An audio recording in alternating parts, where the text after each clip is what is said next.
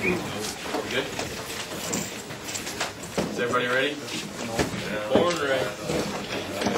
If you guys are ready, we'll begin. We're the PR committee, and today we're going to be talking about communicating with the public in a web-based world. I'm Spencer Jordan.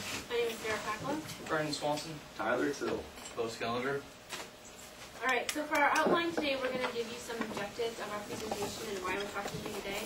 Spencer's going to give you a pre-poll, and then we're going to talk about the basics of creating a publication, like how to identify your public, conducting a good interview, writing a good blog, and taking good photos, and then how to upload that blog with photos. We're also going to give you time to do an activity, and we're going to talk, have a little discussion, have a post-poll, and then answer any questions you might have.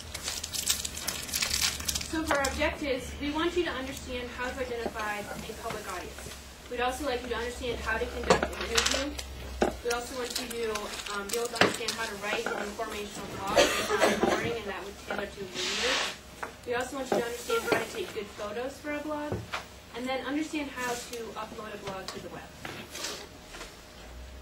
Okay, now that you know what we're going to do today, we're just going to ask you some questions to see what kind of knowledge you guys have with creating publications for a public audience. So, how many of you guys use blogging or social media to interact, inform, or promote an organization or business? And you do? Who doesn't? Okay, so you said you did. What organization? Well, if you guys watch Vampire Diaries, the other day, on Twitter. Why are you laughing? Come on, guys. But he was totally bashing the dairy industry and saying how milk is like toxic. So then I tweeted back to him and told him that was bull, and that the cows I milk in the morning don't, like, because he said like milk is toxic. So I told him my cows don't have toxic milk. And he apologized and said he was sorry for bashing the dairy industry when he was misinformed. That's good. That's very and good. And he has like 500,000 followers. So. Nice tweet. That's good. Okay, so the people that don't, do you have any reasons why you don't? Kenny, you said you did. Well, do you have any reasons? I use them, but I don't use it for those reasons. I'm more of a stalker. That's the truth. So today we're going to learn a little bit about how to do it for those reasons of informing, promoting, or interacting with other organizations. Okay, how many feel that they could make a good one right now? If I told you that you needed to make a blog or something like that to interact with the public, how many think they could do a good job? How many people don't? Okay, good. So we're going to talk a lot about that today. The next thing we're going to do today is, how many of you have ever conducted an interview? Not been interviewed, but conducted one. Okay. What? Someone that had their hand up. What did they do it for? I interviewed a plant pathologist instructor this semester for a research project I'm doing for my English class. Okay, good. So I can imagine a lot of you guys have been interviewed, but I think that we're going to teach you some skills on how to actually put together an interview to interview a person to get more information about them. How many think that they could do a good job interviewing something and get to the point, get all the information that they needed if they had to? A couple. So once again, we're gonna give you those skills today. And finally, how many think that you would be comfortable in creating publications to communicate with the public in a web-based world? Anybody? Nobody. Well, great. We're going to learn all those things today. Okay, so I'm going to get to my part of the presentation, identifying your public. Before you can really make a publication to give out to an audience, you really need to identify your public. So what is a public? It's a distinct group of people or organizations that has an actual or potential interest or impact on an organization.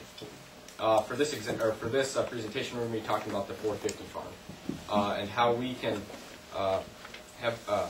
how those people have an impact on us and how we can make publications to affect them in a positive manner. Before we go ahead and teach you how to identify your public, you need to understand why it's important to know what your public is. That ensures that you communicate with all organizations that you work with.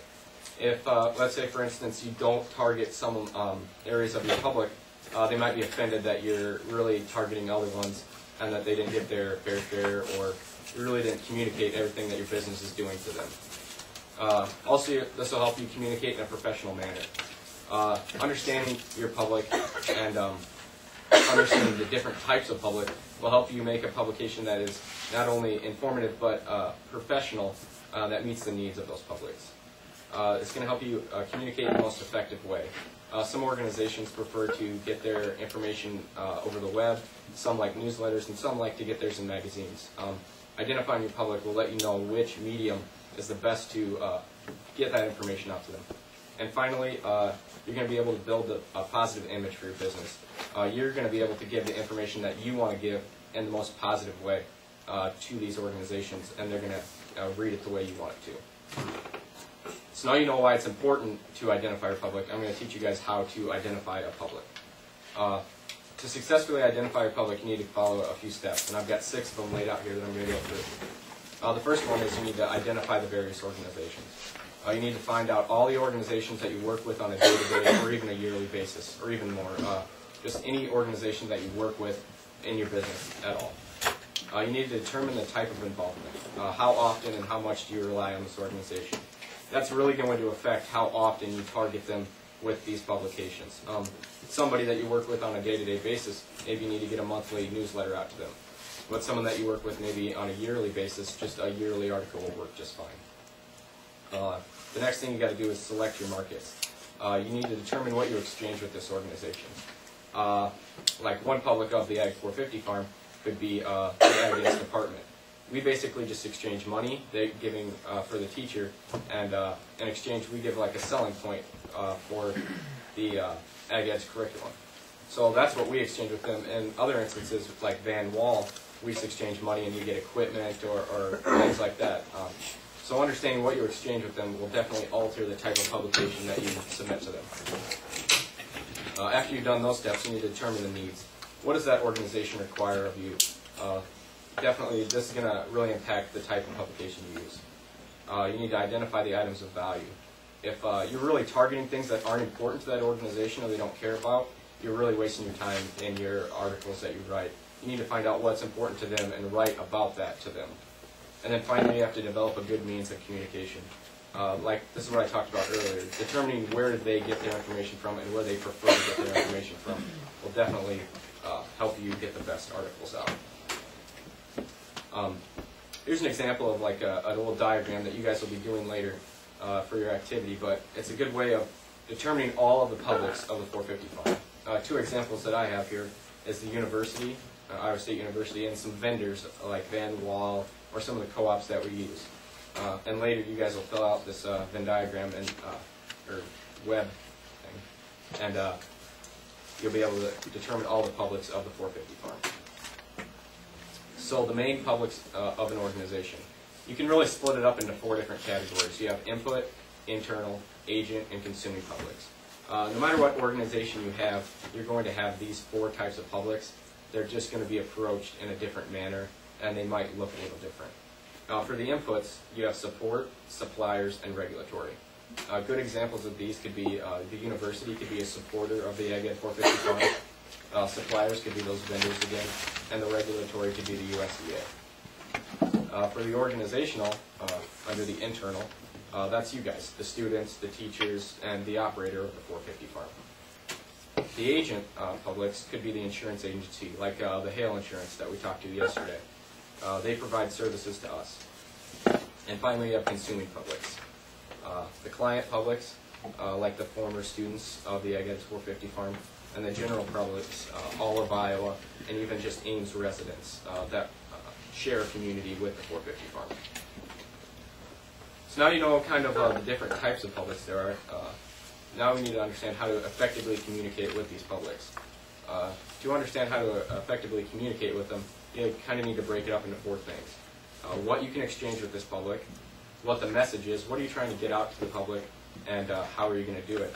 And that's the next step, how to deliver it, what medium you should approach, web, magazines, news articles, and then finally you got to determine who's responsible. In the Ag Ed 450 farm case, that would be the PR committee. We're in charge of getting these publications out. But in other organizations that you may work with, you might know what you exchange with people, you might know the message, and you might know how to deliver it. But if no one's ever responsible for doing it,